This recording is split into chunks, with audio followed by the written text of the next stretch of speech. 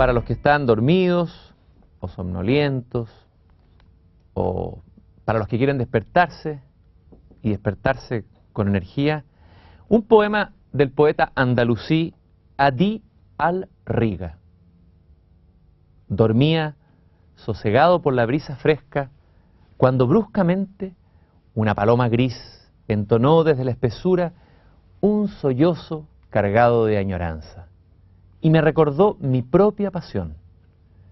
Llevaba tanto tiempo apartado de mi propia alma, durmiendo hasta tan tarde, pero el sollozo de aquella paloma me despertó y me hizo llorar. Alabados sean todos los afligidos madrugadores.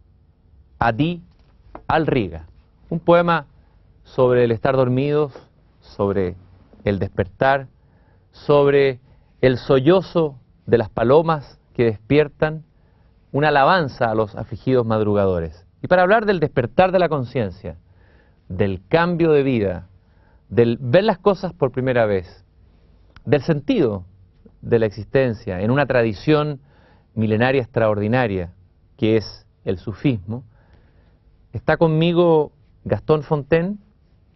Gastón Fontaine nació en Chile, es ingeniero civil electrónico, posgraduado de Administración de Empresas, se desempeña como gerente de su propia empresa de marketing, administra otra empresa que comercializa productos para el área de los combustibles y es representante de algunas empresas en el área de la ingeniería, pero además es caminante sufi. Muchas gracias, Gastón, por estar aquí conmigo, y obviamente que la primera pregunta que cae de cajón en esta conversación que iniciamos es cómo un ingeniero, un hombre que viene del mundo de la ingeniería, de pronto se encuentra con el camino sufi. ¿Y qué significa ese camino sufi? Bueno, muchas gracias por invitarme, y la verdad es que, parafraseando a un amigo mío, que la persona que trabaja como guía mío, fue como un ladrillazo, en verdad. Porque yo me alejé de los temas religiosos cuando era muy chico, desde los 15, 16 años. Me volví medio ateo, por así decirlo. Y después en la ingeniería, mucha cosa racional, mucho estudio, en fin. Y recién cuando estaba haciendo mi memoria empecé a repensar el tema de dónde venimos, qué somos, para dónde vamos, un poco así. Tal vez Schumacher con Los Pequeños Hermosos fue como una primera giro hacia allá. Y finalmente, a través de Einstein, una conferencia que dio el profesor Igor Savera, que era profesor mío también en la universidad, me sorprendió tanto que una persona como Einstein, que para mí era el capo máximo, hablara de religión y hablara de la creación y una cosa inteligente. Entonces ahí como que me empecé a cuestionar de nuevo. Pero el camino sufí o mi encuentro con el sufismo fue hace, ya te diría, casi 20 años, cuando tenía 40. Y fue a través de un tarotista que me vio la suerte, me dijo: usted tiene una cosa espiritual, en fin. Y por ahí me prestó un libro que se llamaba Los Sufis o algo así, que era un libro muy anecdótico, entretenido, y de ahí para adelante, la verdad, la palabra sufi, que es derivada de tasawuf, que es la verdadera tradición, ha estado conmigo en forma inseparable. Bueno, sorprende cómo este camino, que es un camino dentro de la tradición islámica, ha sido llamado la perla o el tesoro del Islam, de pronto encuentre raíces o brote o florezca en un país tan lejano como Chile. Así es. ¿Cómo se da eso? ¿Por qué se explica? ¿Por qué se da eso? Algo que pareciera ser de una tradición cultural tan distinta y tan alejada a nuestra propia tradición cultural. Sí. Bueno, es bastante excepcional en Chile, en el sentido de que no hay una gran cantidad de gente que esté trabajando en esto. Ahora, la verdad está en todas partes del mundo, obviamente, y de repente, alguna vez estando en Siria, un maestro comentó: las semillas vuelan con el viento y no se sabe dónde van a parar. Él estaba refiriéndose a lo mismo que tú, que en Chile de repente brotara una cosa así, un interés de repente en una o más personas por esto.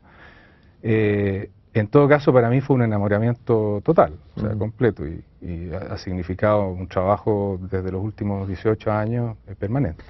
Usaste la palabra enamoramiento, y hay ahí una carga que a veces no se escucha, lamentablemente muchas veces, por ejemplo, en el mundo católico, o se ha perdido, a pesar de que está, por supuesto, en la tradición mística. ¿Por qué un enamoramiento? ¿Y un enamoramiento de qué? ¿Qué enamoramiento ocurre en este camino? A ver, yo creo que el enamoramiento es personal, es decir, yo puedo poner frente a este camino a 10 personas y tal vez ninguna o una se va a enamorar. Es una cosa que tú tienes plantada en tu corazón, que no es fácil ni de compartir, ni de traspasar, pero es un enamoramiento en el sentido de que a mí me significó, yo tengo una familia con 5 chiquillos, bueno, ya no son tan chiquillos, pero en fin, todavía me queda uno chiquitito, y me significó todo un cambio en mi vida. Y para enfrentar ese cambio significa que uno tiene que tener una convicción muy grande, un amor, un jalar tremendamente fuerte, que sea capaz es porque se estremece mucho la vida normal, digamos. ¿Cuál es ese cambio, si lo puedes describir? Para alguien que está escuchando el programa ahora, que jamás se ha enfrentado al sufismo y no se puede imaginar en qué podría consistir ese cambio. Bueno, el sufismo, si es que lo entendemos como un proceso de transformación, ¿no?, de la persona, que en el fondo lo que busca es hacer madurar a la persona, en términos muy sencillos, ¿eh? Obviamente que requiere de ciertas etapas y requiere que la persona cumpla con ciertos ejercicios, ciertas prácticas, ciertos cambios en su vida, que sobre todo si una persona como a mí me tomó de una manera muy brutal, muy enamorado de esto, significó que yo lo tomé también en forma muy fanática al comienzo. Y ese fanatismo significa cambio de vida, tu mujer, tus niños. Yo me cambié una serie de hábitos que tenía, me empecé a levantar más temprano, a hacer todas mis oraciones, mis ejercicios, en fin, lo que corresponda. Y eso durante un periodo muy largo, hasta que, bueno, uno va madurando un poquito también dentro del camino y va privilegiando otras cosas y va relacionándose más con el mundo. Pero al principio uno cree que esto de dejar el mundo es realmente dejar el mundo, y no es eso, es dejar el mundo psicológico propio, subjetivo, no es el mundo objetivo y extranjero. O sea, la persona que se vaya a un cerro tratando de buscar esto está muy equivocada, porque el tema es el mundo subjetivo nuestro y cómo filtramos el mundo objetivo. Gastón, de alguna manera, dijimos al comienzo que el sufismo, dije yo, era la perla, se ha dicho muchas veces, el tesoro del Islam. El sufismo es una tradición esotérica dentro del Islam. Me gustaría que me contaras dónde nace el sufismo, de dónde viene, qué es el sufismo. Bueno, mira, la palabra sufismo o sufi se dice que deriva de tres, o se piensa que tiene tres posibles raíces. Una que es safwa, son árabes estas palabras. Safwa, que significa pureza, y también grupo selecto. Y por eso mucha gente tiende a relacionarlo con eso. Y de ahí, entre paréntesis, de estas raíces se denomina el verdadero nombre del sufismo, que es tasawuf. Bueno, la segunda alternativa es suf, que es lana. Y la tercera alternativa es sufa, que es la palabra que significa sofá. Y para mi gusto, obviamente que puede haber muchas opiniones al respecto, para mi gusto es de ahí donde viene esto. ¿Por qué? Porque el sufismo o el tasawuf nace como una tradición esotérica dentro del Islam a partir del propio Muhammad. ¿Y qué se dice? Se dice que... ¿De Mahoma? ¿El que conocemos como Mahoma? Sí, pero tú sabes que los musulmanes, especialmente en Arabia, esa palabra les molesta. ¿Por qué? Porque la consideran menospreciable, menospreciadora, digamos, ¿no?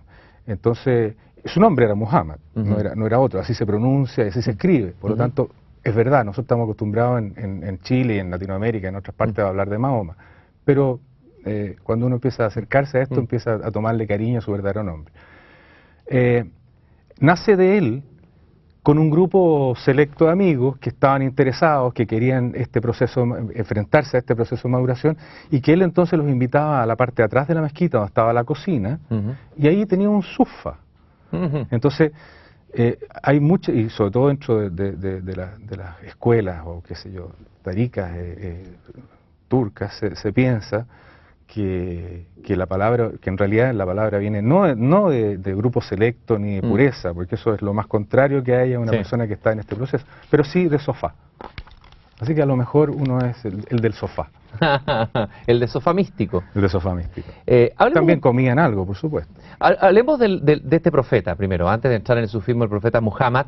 Es buena esta lección. Uno dice Mahoma con una ligereza. Es como si le pusiéramos un seudónimo a Cristo o lo llamáramos con un nombre. Don Gecho, claro, Don Gecho. algo así, claro. Es hasta más simpático, Claro. porque Mahoma era, como te digo, medio despreciativo. Por lo menos así me lo contó. Seguramente era un nombre que le daban tal vez sus enemigos o quienes no lo conocían. En España parece que es, porque tú sabes que bueno, se trasladó para allá toda esta cosa del Islam. Fue muy importante, y Ibn Arabi es español, de hecho. Pero a mí, el profesor que me enseñó árabe, para poder leer un poquito el Corán, sé muy poquito árabe, pero algo aprendí, y él, antiguamente era el imam de la mezquita aquí, él era egipcio, hoy día está en Turquía, entre paréntesis.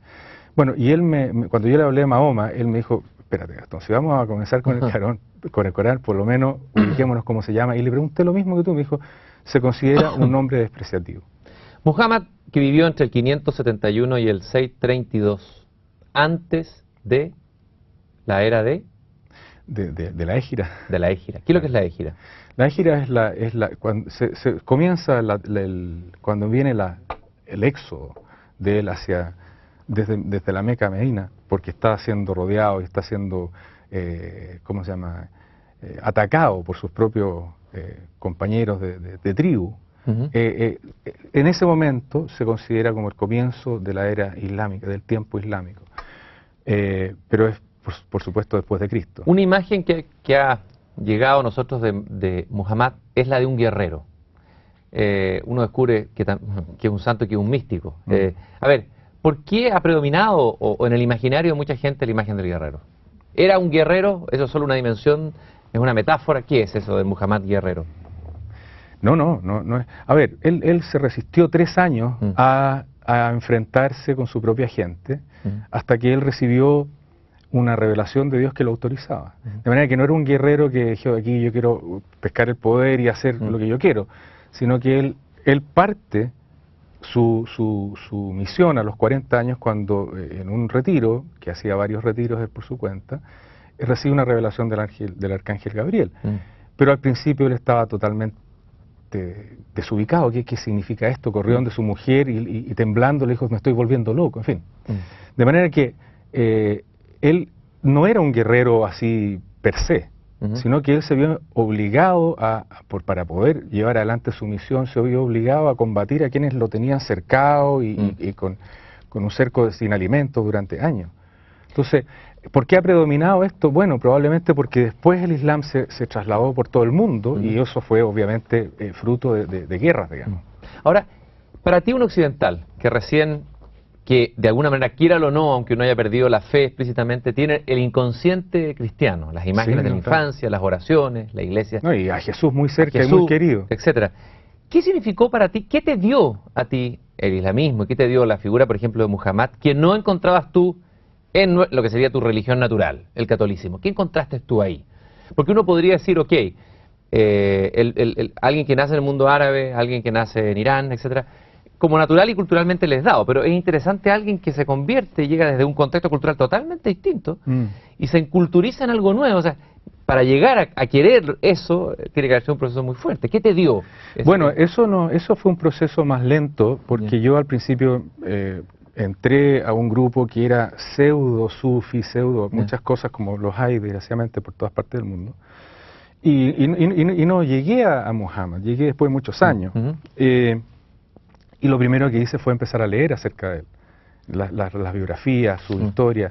También a través de aprender el Corán o de leerlo, porque también aprendí tuve acceso a las tradiciones, que son sus dichos, porque anotaban todo lo que él decía.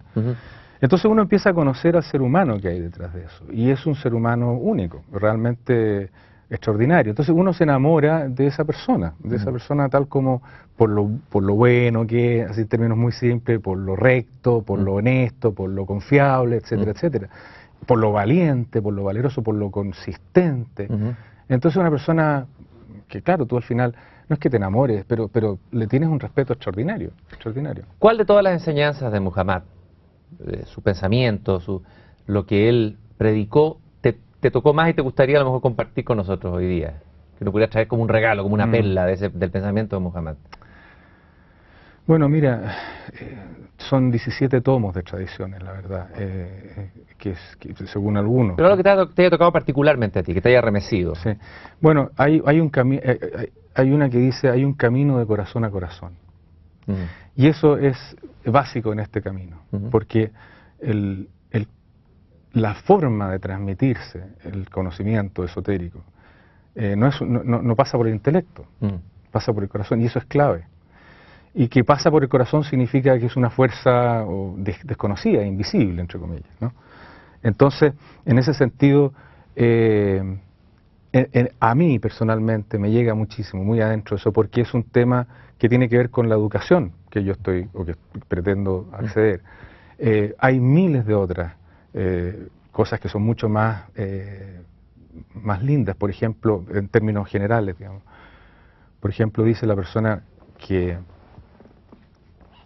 la persona más fuerte no es la que le gana a un adversario cuando está luchando, sino que es aquella que es capaz de controlar su ira. Eso es también extraordinariamente... otras que dicen, si tú quieres acceder al paraíso, cuida a tu madre. En segundo lugar, cuida a tu madre. En tercer lugar, preocúpate de tu madre. Después de eso, preocúpate de tu padre. Entonces, es un hombre que es de una calidad humana extraordinaria y realmente nosotros no lo conocemos nada, no lo conocemos nada. Y creo que acercándose un poquito a él, uno descubre mucho detrás. ¿Hay algo que tenga él que no tuviera Cristo? Bueno, claro, son dos personas totalmente distintas, son si tú los colocaras... dos funciones diferentes.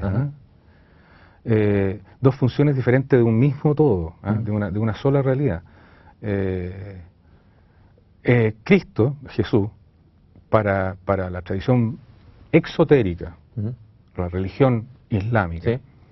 y se le conoce y se le menciona así en el Corán, es el Espíritu de Dios, representa el Espíritu de Dios. Y representa, por lo tanto, una cosa mucho más, bueno, tal como fue su desaparición, ¿verdad? Es una cosa mucho más sutil.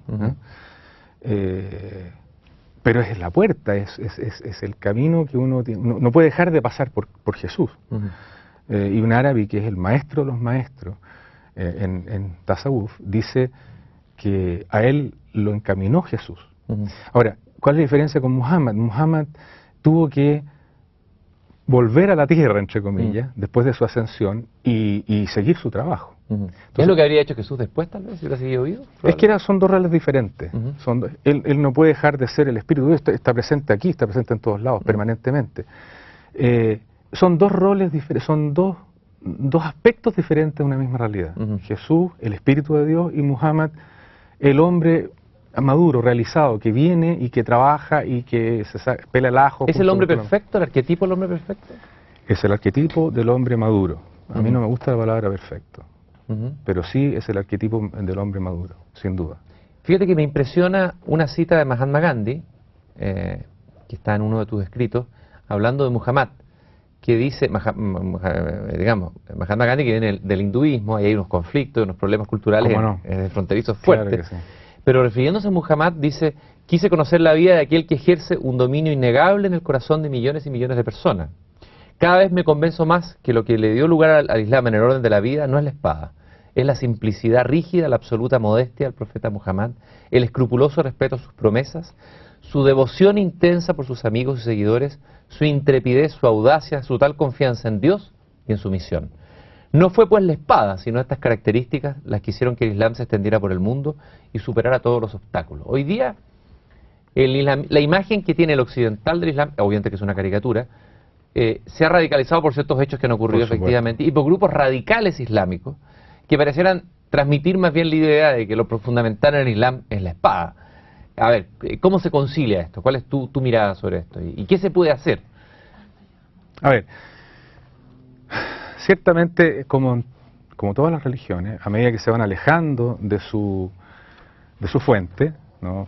El cristianismo con Jesús, el judaísmo con Moisés y por supuesto el islamismo con Muhammad, se van distorsionando en alguna medida, lo cual no los lleva ni los debiera llevar, por supuesto, a los extremos que está el fanatismo islámico hoy día, que es un terrorismo abiertamente, es una cosa muy mala, digamos. Pero ya lo dijo Muhammad, los musulmanes de hoy día son mejores que los musulmanes que van a venir mañana y son mejores que los musulmanes que van a venir pasado mañana y así. Lo que significa que, porque primero se va perdiendo un poco la presencia, se va perdiendo un poco, y ahí puede pasar, como pasó en la época de las cruzadas y todo lo demás, la Inquisición, en el caso de la religión católica, puede pasar que esto se deforme hasta tal punto que llegan a los extremos de Osama Bin Laden, en fin. Ahora, ¿qué se puede hacer? Yo creo que desgraciadamente hay re poco que hacer porque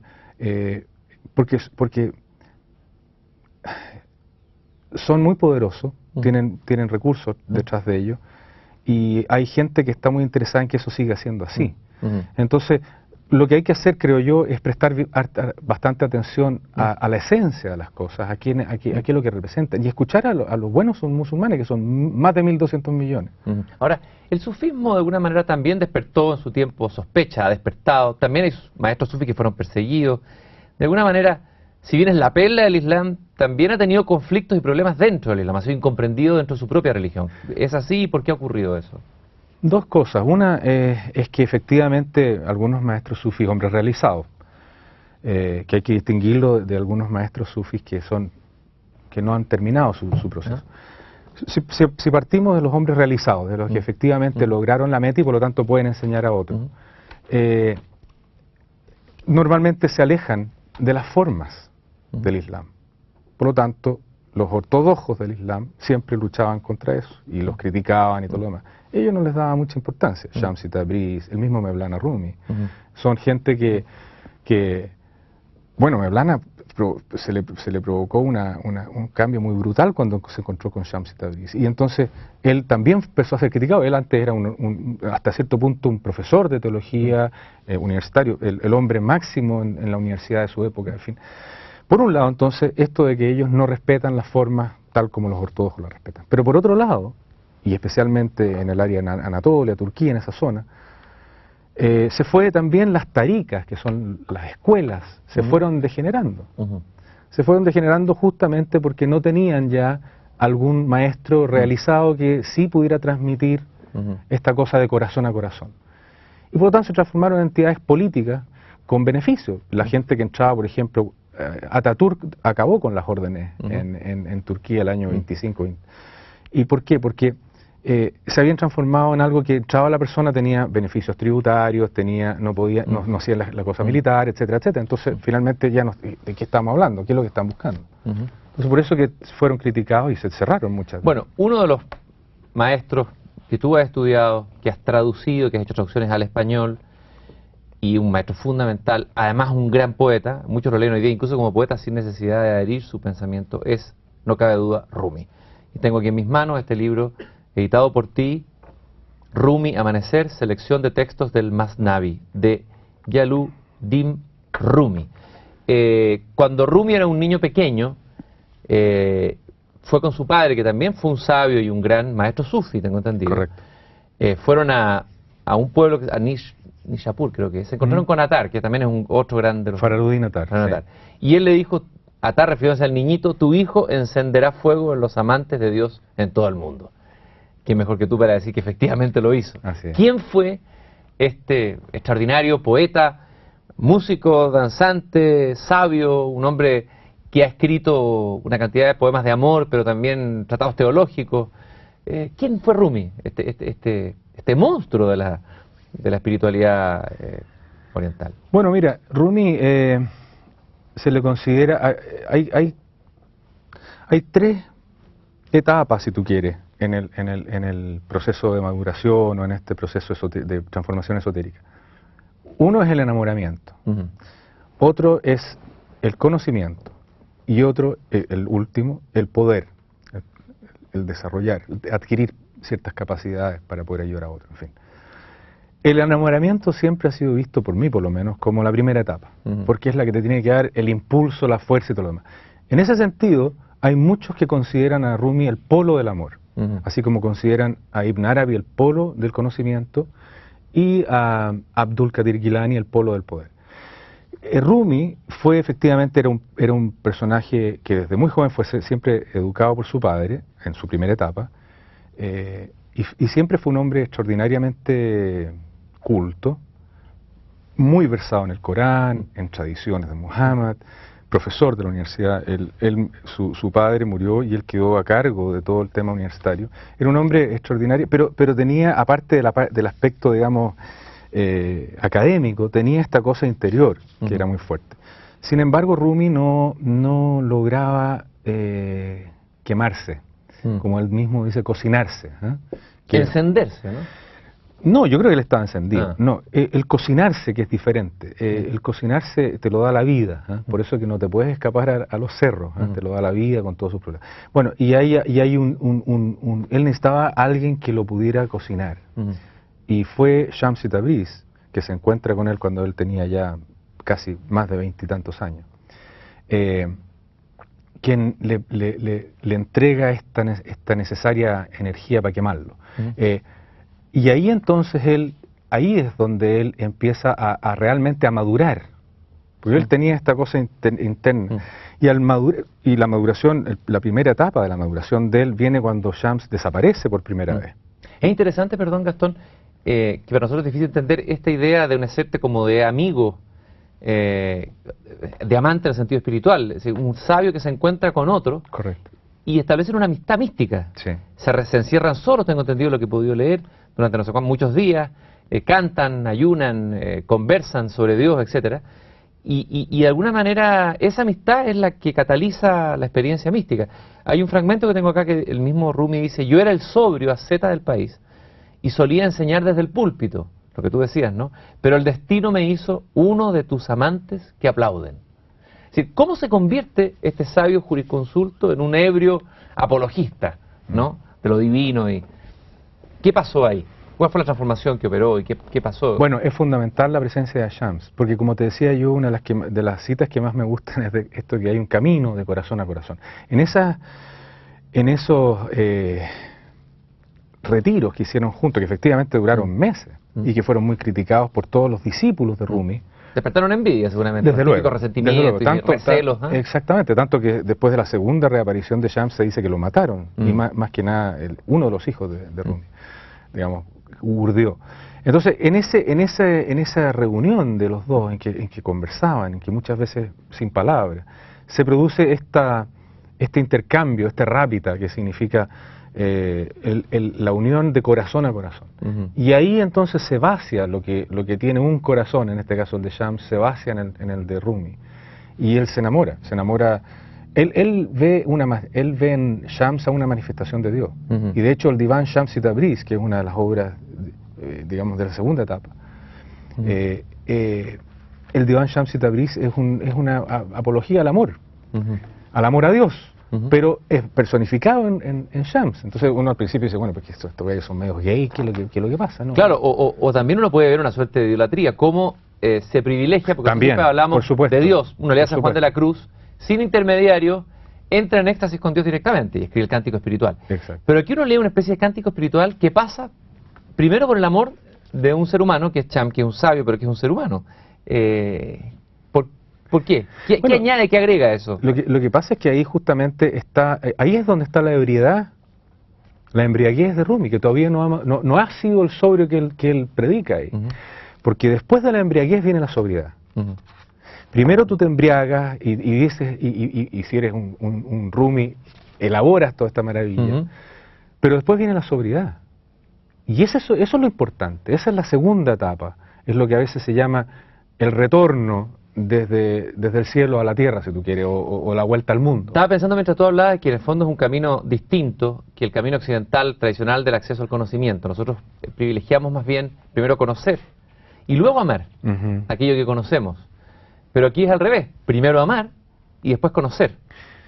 Sí y no, porque aquí siempre se pide y se le recomienda a la persona que se interesa en esto que tenga siempre los ojos muy abiertos. El intelecto, si bien es cierto, no lo va a llevar a la meta, sí le puede indicar para dónde es la cosa. Entonces tiene que hacerle caso a su intelecto en cierta medida. Tiene que sentir que no está siendo engañado, que no está siendo manipulado. Que no son auto, que es una imaginación o delirio. Además.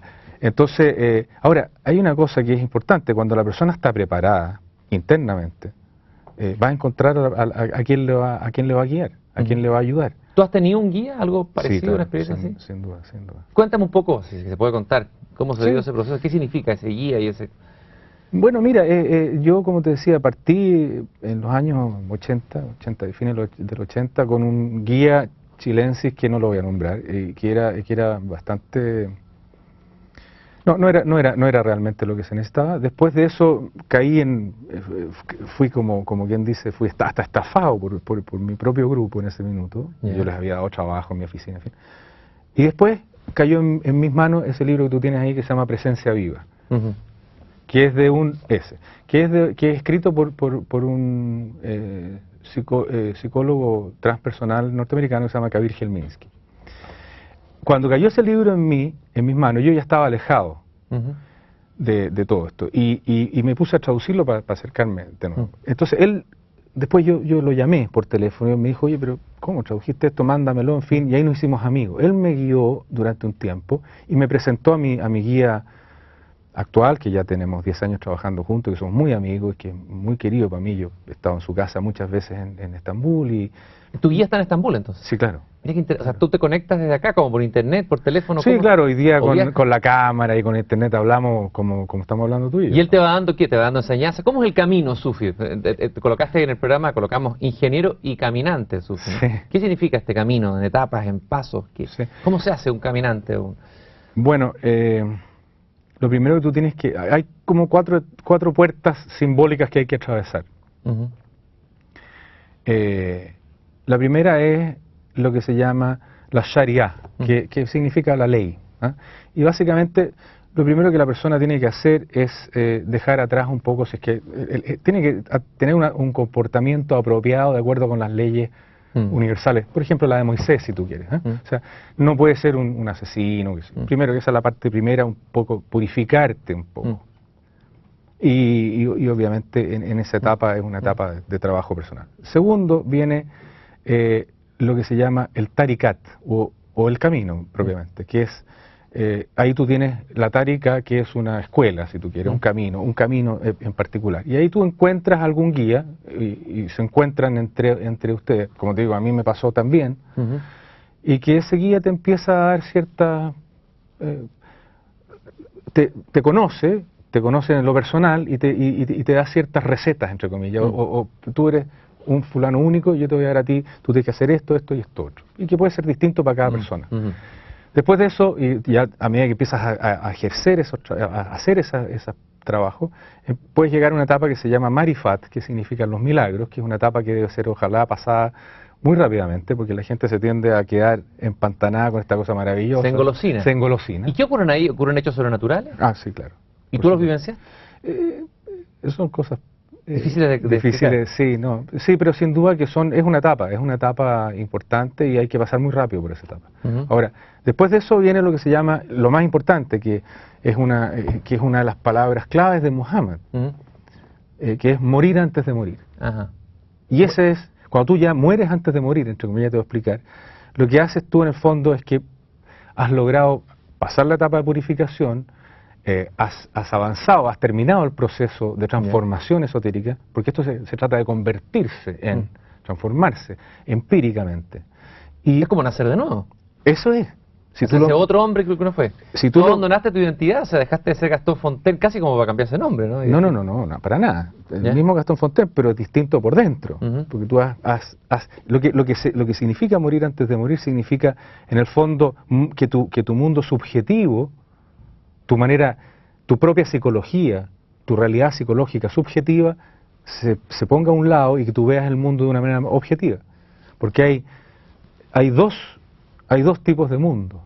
El mundo subjetivo que cada uno de nosotros ve y que es el mundo que nos impresiona en cada instante, pero hay un mundo objetivo. Y para llegar a ese mundo objetivo, que es el que realmente a eso apunta la enseñanza, tú tienes que quitar esos velos. Y esos velos básicamente están formados por nuestras propias hormonas, neurohormonas y todas esas cosas que nosotros tenemos que ir de alguna manera controlando, readecuando, manejando, de manera que tú puedas acceder. Y muy importante, también junto con eso hay que despertar ciertos órganos que están dormidos en nosotros. ¿Tenemos órganos dormidos? Sí, claro, ¿Cuáles son esos? No tienen nombre, yo no te los puedo dar por lo menos, no los conozco, el nombre, pero existen órganos y funciones sensoriales dormidas. Que son, bueno, tú sabes, el cerebro tiene una parte muy mínima que está haciendo en uso, así que están dentro del cerebro.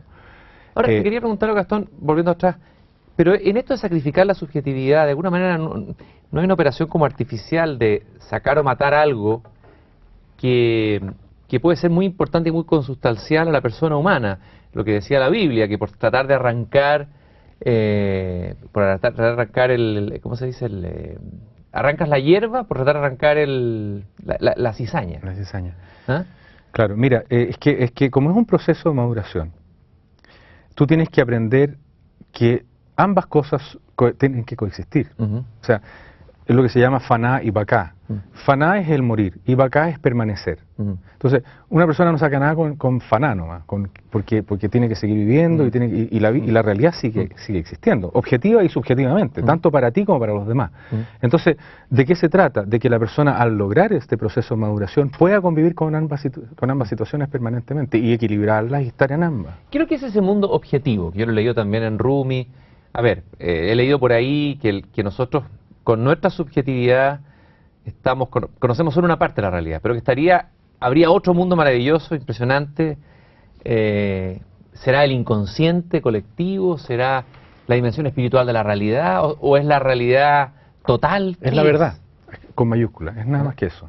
Yo sé que hablar de la verdad es impúdico, pero tratemos de describirla un poco. Si uno pudiera, Rumi lo cantó, pero a ver, ¿cómo tú te acercarías para contar eso? Porque es decir, primero, yo no he llegado a ese nivel, estoy caminando, si Dios quiere, hacia allá. Así que no te puedo contar por experiencia propia. Pero sí te puedo decir que la verdad, por lo que he estudiado, por lo que he conversado, todo lo demás, es tal como suena. ¿Cuál es la verdad? Y lo demás son producto de nuestros reflejos personales, de nuestras emociones. Y por supuesto hay un mundo objetivo, y ese es el mundo objetivo al que tenemos que llegar. Y un mundo objetivo que al despertarse ciertas órganos y funciones sensoriales que no están despiertas, tú los ves de una manera diferente. Yo cuando leo a Rumi tengo la sensación de que él describe un mundo embriagador, o sea, que él está viviendo una embriaguez. De hecho, se conoce una dimensión de Rumi, que me imagino que ha cambiado históricamente, que es la dimensión de las danzas, ¿no es cierto? Fundó la orden de los derviches danzantes. No él, fue su hijo Sultán Veled. Su hijo, sí, no él mismo, pero él danzó. Pero es que espérate, ahí hay un tema importante. Sí, no sé si quieres terminar la pregunta. No, pero si quieres decirlo... Mira, lo que pasa es lo siguiente, que él danzó, pero él danzó porque estaba en éxtasis, no para conseguir el éxtasis. A mí me lo contó una vez, porque yo en una época traté de danzar y me puse Pero después fui descubriendo que era un tema más que nada folclórico en Turquía y por supuesto en Estados Unidos y en otras partes del mundo, que es una tradición que fundó el hijo, ¿no? Y que la fundó en honor a lo que él vio en su padre, pero la verdad es que no es un método para lograr el éxtasis. Ahora, esto de la folclorización, lo que pude investigar es que el gobierno turco decretó que era un baile folclórico, pero la sensación que uno tiene, lo que he leído de algunos estudiosos del tema del esoterismo, es que ellos reivindican esta danza y dicen que es, en su forma más pura, a lo mejor no folclórica, una forma de acceder. Y explican de que de alguna manera el danzar, el hecho de moverse con el cuerpo es una forma no racional también de a ver, la danza de Rumi, él está con el universo, está danzando en conjunto con el universo. Ahora, yo he vivido eso, o sea, yo asistí en Turquía a estas danzas, no las folclóricas oficiales, sino que de un grupo en que yo estaba trabajando. Las he vivido en Chile, las conozco más de alguna vez. A mí no me aportó nada, creo que el trabajo va por otro lado. Pienso que es muy respetable que haya gente que así lo sienta y si a ellos les ha ayudado, bendito sea. Pero yo pienso que para mí lo esencial es lo siguiente. Rumi danzaba porque estaba en éxtasis, como resultado de, no para. Ujú. Eso para mí es esencial. Leamos algunos fragmentos de Rumi para ir conociendo a través de sus textos. Es evidente que al traducirlo, bueno, tú mismo lo dices, en el libro se pierde una parte sustancial, es decir, este es un idioma, estamos hablando del persa, la tradición persa. Farsi, claro. Farsi, es un idioma bellísimo, yo he escuchado, a veces canto, aquí mismo tuvimos en este programa invitado un profesor de literatura persa que nos leyó algunos fragmentos y realmente es una musicalidad, tiene que ser... Es maravilloso. tú has escuchado el idioma. Sí, bueno, cuando yo lancé Rumi Amanecer, invité a que me ayudara en el lanzamiento a Antonio Ventué, justamente, ¿Sí? teólogo de la Católica. Invitamos también a una pareja que hablara que leyera un par de poemas en farsi, y con la música, es una cosa que paran los pelos. Vamos a escuchar de fondo, muy cortito, una música que no es ortodoxa tal vez, pero un cantor que está recitando textos de Rumi con un poco de música, para escuchar ese sonido.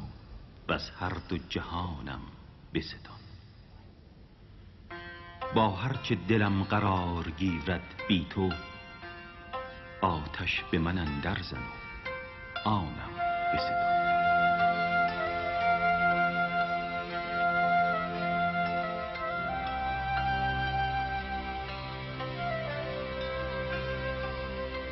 De madrugada, al despuntar el día, amante y amada se despiertan y toman un sorbo de agua. Ella le pregunta: ¿me quieres más a mí o a ti mismo? En serio, dime la pura verdad. Él contesta: de mí no queda nada. Soy como un rubí atravesado por la luz del alba. ¿Sigue siendo un mineral o es un mundo de pura rojura? No existe en él resistencia a la luz. Así es como Alá dijo la verdad al exclamar: soy Dios. El rubí y el amanecer son una unidad. Ten valor y disciplínate. Conviértete todo tú en el oír y el oído, y ponte dependiente de ese rubí solar. Trabaja, sigue excavando tu pozo, no pienses en abandonar el trabajo. Ahí abajo en algún lugar está el agua. Es un fragmento. Tal vez podrías leer algún otro que a ti te guste de Rumi, ir mostrando a través de sus textos quién fue este poeta y místico extraordinario. Déjame ver. Bueno, todos estos que tengo acá hablan del estado de enamoramiento y de unión, de la unidad. Como un rayo de tu luz aparece el sol de mediodía. Sin embargo, tu luz y la mía son eternamente una. Como polvo bajo tus pies, el cielo que gira en lo alto. Sin embargo, somos solo uno, y uno para siempre, tú y yo. El polvo puede volverse cielo, y el cielo decaer hasta volverse polvo, pero tú eres uno conmigo, y así será para siempre. ¿Cómo pueden las palabras de vida que llenan lo más alto del cielo descansar en el estrecho cofre de un pobre corazón humano?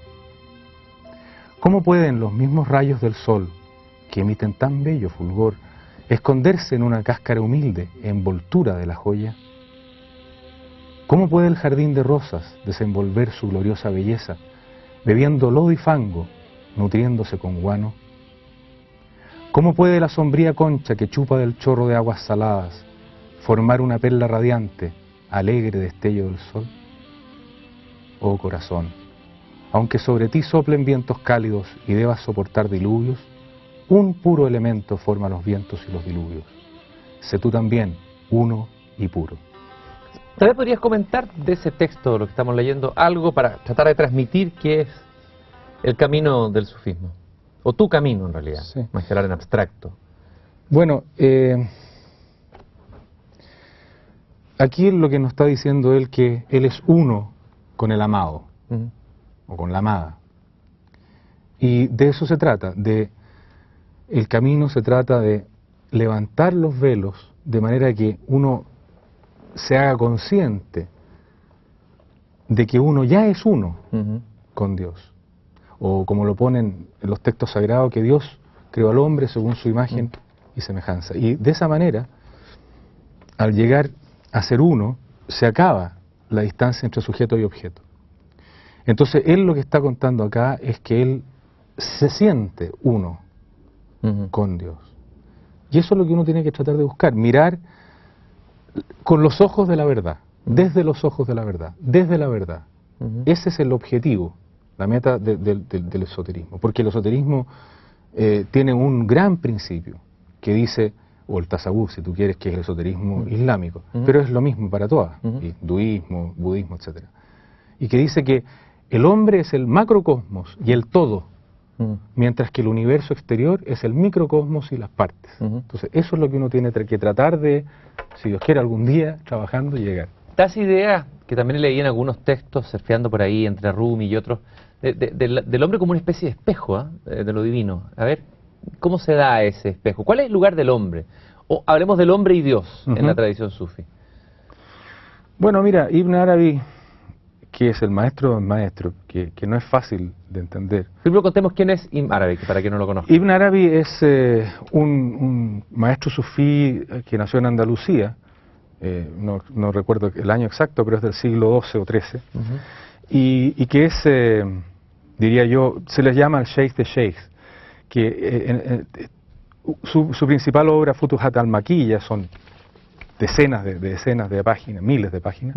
Él es un hombre que es, bueno, el polo del conocimiento. Él describe lo que él vive en forma muy certera y con mucho detalle, con mucho conocimiento. Él en un libro que es muy importante que para este camino, que se llama Fusus al-Hikam, que yo lo traduje como los albergues de la sabiduría, él dice ahí que Dios quiso conocer o ver sus nombres más hermosos reflejados en una entidad integral que, cualificada por la existencia, fuera capaz de resumir el total del comando divino en un objeto que estuviera fuera de él, porque verse uno mismo en uno mismo es diferente a verse uno mismo reflejado en un objeto distante, como por ejemplo un espejo. De manera que en ese sentido,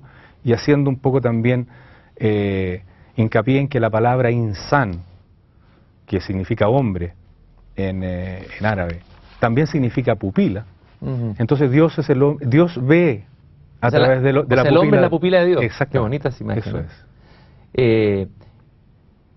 Hay un texto de Ibn Arabi que tú también citas, que es el extracto de una carta que le manda un amigo, Ibn Arabi, que dice: debes saber que desde que Dios creó a los seres humanos y les trajo desde la nada hacia la existencia, ellos no han dejado de ser viajeros. No tienen lugar de descanso de su viaje excepto en el jardín o en el fuego, y cada jardín y cada fuego está en concordancia con la talla de sus habitantes. Toda persona racional debe saber que el viaje está basado en el trabajo y en las penurias de la vida, en las aflicciones y las pruebas, y en la aceptación de los peligros y de muy grandes terrores. El viajero debe aprender de lo que es útil en cada situación. Él es compañero de cada situación por una noche o por una hora y luego parte. ¿Cómo alguien podría esperar calma en tal condición? Me parece esto extraordinaria, esta idea de la vida como un viaje. A ver, comentemos un poco esa idea. O conectarlo con tu experiencia. Sí, mira. Sufi. Sí. Fíjate que efectivamente, bueno, yo lo puse eso ahí en una presentación que tengo que hacer más adelante, porque refleja un poco lo que nosotros, comunes y corrientes seres humanos que tenemos que vivir todos los días en nuestra pega, en nuestra casa, con nuestros problemas, de alguna manera poder darle algún sentido, que lo tiene, a esta vida que sufría, si a todos nos toca sufrir. Sin embargo, dentro del proceso de transformación hay una etapa que es muy importante, y bueno, guardando todas las distancias, todos los santos y profetas han pasado por grandes sufrimientos. Y ese sufrimiento es justamente lo que te hace, lo que te cocina, para hablar en términos de Rumi. Como te contaba, cuando se fue Shams de su lado, se le fue su amor, se le fue su cercanía con Dios, se le fue este éxtasis permanente que tenía y empezó a sufrir y no sabía dónde estaba, y después se fue por segunda vez en forma definitiva. Ese fuego, ese dolor que está ahí representado metafóricamente, o más bien en imágenes, como la partida de Shams, uno la tiene en el día a día de tu vida, con tus problemas, de repente que te quedaste sin pega, que de repente tu familia, en fin, todos los problemas del día a día. Entonces yo rescaté esa cita de Ibn Arabi, porque primero es un aspecto completamente diferente de Ibn Arabi. Ibn Arabi es un doctor, entre comillas, doctorado, que a pesar de que sus cosas vienen de adentro, ¿no? Es como un Santo Tomás persa, por decirlo así. Claro, pero yo rescaté eso porque ahí a un amigo de él le está diciendo, mira, te vas a encontrar con esto en tu camino. Entonces yo creo que es importante porque el sufrimiento es parte del crecimiento, sin duda. Y hay que tomarlo con esa ayuda. ¿Qué significa? ¿Qué ha sido lo más difícil o lo más sufrido en tu camino a sufrir? Lo que hay que abandonar? Entre paréntesis, una de mis compañeras de trabajo aquí en Chile, sus papás, ella es una mujer grande, ella es una psicóloga casada y todo lo demás, pero sus papás nos dicen los sufris. Los sufris. Los sufris. Cuando uno se imagina que los sufris puro gozo, puro baile, pura felicidad, pura poesía, pura música. No es ni lo uno ni lo otro. Pero bueno, lo más sufrido, yo te diría, es... a ver, son dos cosas. Una es el aspecto de tu propia familia, que a veces no tienes que hacerlas pasar por las mismas cosas que estás pasando tú, necesariamente, porque son tu familia. Entonces, si tú estás pasando por complicaciones de trabajo, de lo que sea, ellos también lo sufren. Yo te diría que eso es de las cosas que más me ha dolido a mí. Y por otro lado, es que el camino, Rumi lo pone de una manera muy bonita, dice, la amada te abre la puerta y te deja ver su rostro y te da un beso. Y luego te cierra de un portazo la puerta y te dice, ahora trae tu dote. Y esa dote es tu, para hablar en términos de la presencia viva, es tu ego. O sea, este proceso de maduración. Entonces, ese proceso es un proceso duro. Es un proceso duro. Y eso es... Bueno, es el gemido de San Juan de la Cruz, que se dijo, entre paréntesis, por ahí se dijo que habría sido influido subterráneamente por el sufismo, cuando dice, ¿por qué te escondiste, amado, y me dejaste con gemido? Como el siervo huiste habiéndome herido, claro, dice San Juan de la Cruz. El beso, esa es la herida. La herida, ¿no es cierto? Claro. Es la herida del amor. Claro, por supuesto. ¿Ah? Ahora, en este libro que tú tradujiste de tu maestro, Presencia Viva, hay un concepto interesante que es el concepto de presencia. A ver si pudieras explicar. Creo que es importante en un mundo como el nuestro, que es un mundo agitado, alienado, en que nuestra mente está desparramada en muchas cosas, vivimos casi sin vivir. ¿Qué es qué es lo que es presencia? Bueno, mira, ese libro es un libro bien interesante desde el punto de vista introductorio. Es un libro introductorio a reorganizar un poco nuestro ego. Desde luego, presencia parte por atención, ¿no? Es decir, estar atentos a quiénes somos, a qué es lo que somos. Preguntarnos primero quiénes somos, para dónde vamos. La primera pregunta que una persona tiene que hacerse. Pero después de eso, darse cuenta cómo las distracciones del mundo, del día a día, nos van sacando incluso de aquello de lo que pensamos que somos. Entonces, la presencia significa tratar de mantener una cierta conciencia de nuestro yo interior. Ahora, eso, por ejemplo, ahí tú tienes que una cosa que puede ayudar el Islam, y volviendo a la religión exotérica, a la parte exotérica, ahí tú tienes algo que puede ayudar y que a mí me ayudó muchísimo y me ayuda hasta el día de hoy, que son las 5 oraciones diarias. Cuando una persona tiene que detenerse, yo afortunadamente tenía mi propia empresa y por lo tanto podía en ese momento hacerlo, tiene que detenerse 5 veces al día a reflexionar, a rezar, a orar, a limpiarse, a hacer la ablución, en fin. Bueno, uno de alguna manera mantiene un cierto grado de presencia, a eso se refiere. Y de alguna manera conecta lo sagrado con lo profano, lo que está haciendo todos los días con el mundo, que esa desvinculación ha sido fatal, la separación de lo profano con lo sagrado, ¿no? Claro, por supuesto, pero... en el mundo.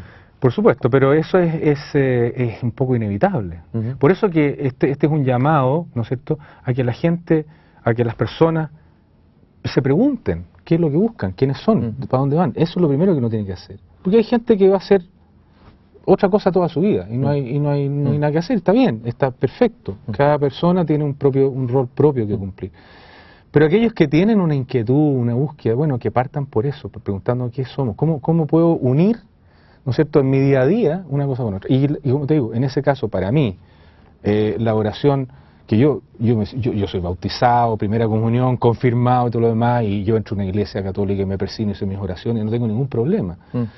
ni con uno ni con otro, porque para mí es una sola religión, religión en el sentido de volver a Dios. Ahora, en ese sentido yo creo que la búsqueda debe partir por organizando un poco tu propio ser y prestando atención a qué es lo que te pasa, qué es lo que te pasa en el mundo, cómo eres, qué son las cosas que me afectan, y por ahí. Y por último, aparecen varios poemas de Rumi y en otros poetas místicos de ese tiempo, persa, sufíes, el tema de la taberna y el vino. Para nosotros la taberna y el vino son los goces. ¿Qué es la taberna y qué es el vino? ¿Qué simboliza taberna y vino en esta tradición? Bueno, la unión con Dios produce embriaguez, ese es el vino. Y la taberna, en ese caso, el lugar donde tú te reúnes, en este caso eran las escuelas, ese tipo de cosas, o la unión con Shams en esa mística. Sin embargo, Shams, que es por esencia sobrio, está ya maduro, cita el Corán, que tú sabes que siempre los textos sagrados tienen otros niveles de interpretación. Y él cita el Corán y dice, Dios dice, no te acerques a mí en estado de ebriedad. Claro, tú lo tomas en su sentido primero, literal. No te acerques curado. Y claro, y que eso se toma que los musulmanes no beban alcohol, en fin. Pero él se está refiriendo a esto, a la ebriedad y la taberna. Shams está diciendo, la persona que sigue tiene que pasar este estado de embriaguez y llegar a la sobriedad. Entonces, en ese sentido, el vino es cuando tú lees uno de estos poemas, que a mí me pasa hasta el día de hoy, y me embriago un poco. Y sobre todo si tú le pones una bonita música y todo lo demás. Y eso habría que superarlo para llegar al verdadero conocimiento. Claro, es una etapa. Es una etapa, la etapa de la puerta de entrada, digamos. Si tú miras lo que tú fuiste, Gastón Fontaine, antes de este cambio sufí, si te miras, ¿cómo miras a ese otro? Porque ella es otro. Más maduro, te diría yo, básicamente más maduro. No totalmente maduro, pero más maduro, más centrado, más tranquilo, más en paz, más sereno. Me han tocado cosas difíciles en la vida, ahora último, bien difíciles. Y las tomo con mucho más serenidad. Bueno, yo te agradezco muchísimo, Gastón, esta conversación. ¿Nos dará una palabra para despedirse, paz? ¿Alguna palabra bonita del persa o del árabe? No, yo no soy experto en persa y en árabe, pero los invito a todos a mirarse a sí mismos un poco y buscar la verdad en uno mismo, en el interior. Gracias a ti. Muchas gracias.